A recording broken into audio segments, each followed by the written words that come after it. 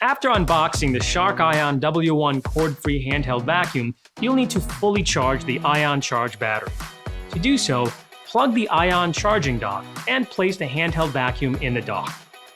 You'll know the unit is charging when the power button LED light slowly pulses blue. When the Shark Ion W1 is fully charged, the LED light will glow a solid blue.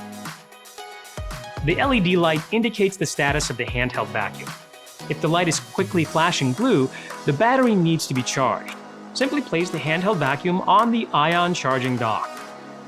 If the light repeats a pattern of 2 blue flashes and a pause, then your handheld vacuum has a clog or blockage. Turn the power off, remove clogged debris, and then turn power back on. To empty the dust cup, hold the handheld vacuum over the trash. Press the release button to empty the debris with a single touch.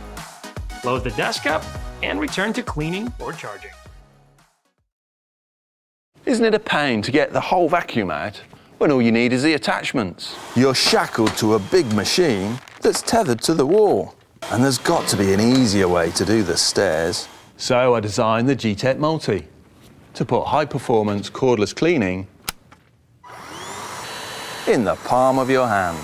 You get 20 minutes powerful cleaning. Plenty for the stairs, sofa, caravan or car. The Multi comes with all these tools. And its power brush shifts all kinds of dirt.